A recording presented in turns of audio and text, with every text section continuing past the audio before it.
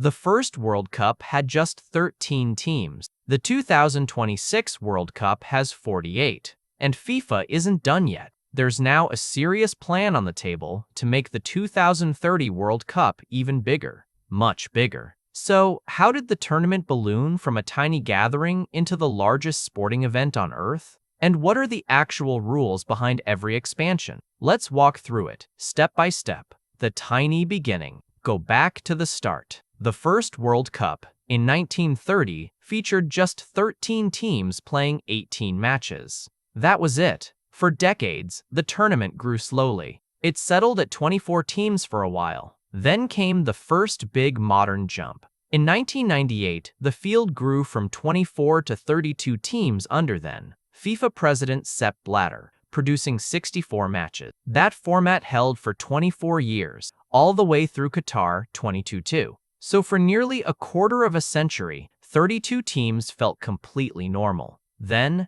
everything changed. The 48-team rule. On January 10, 2017, the FIFA Council voted unanimously to expand the World Cup from 32 to 48 teams, starting in 2026. The idea was pushed hard by FIFA president Gianni Infantino, so 16 extra nations joined the biggest stage in football. That meant a complete redesign. The total number of matches jumped from 64 to 104. The tournament now lasts 39 days, and the path to the trophy got longer too. The number of matches played by teams reaching the Final Four increased from 7 to 8. So winning the World Cup now takes more games, more travel, and more stamina than ever before. The format they almost chose. Here's a rule most fans don't know about. The 48-team format almost looked very different. When the expansion was first approved, the plan was 16 groups of 3 teams. 2 teams from each group would go through.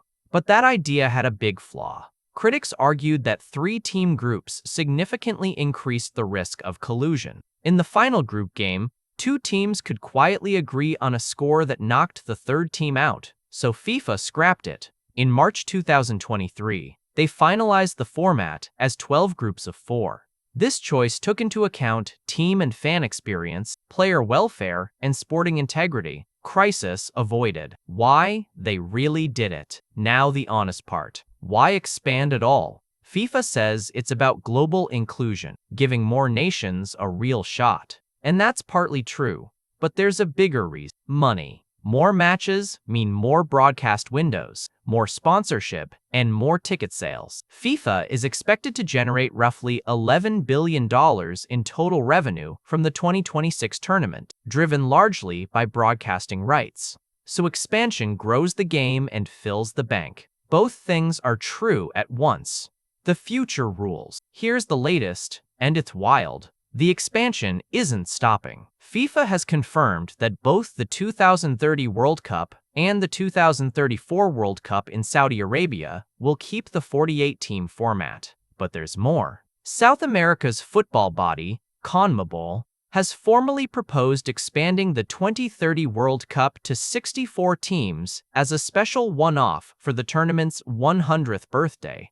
A move to 64 teams would mean 128 matches. That's double the 2026 total. The plan is being seriously discussed at the highest level. Football's biggest event could be about to double again. The pushback. Not everyone is cheering. There's a real cost to all this growth. FIFA, the Global Players Union, has publicly called the calendar unsustainable.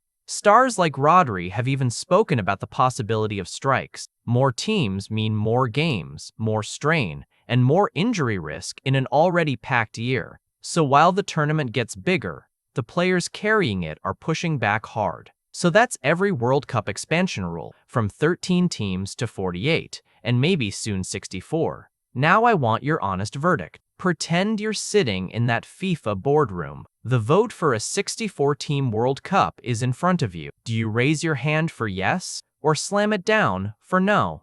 Pick a side and defend it below. I'll feature the sharpest arguments from both camps in my next video. Subscribe so you can see if your take makes the cut.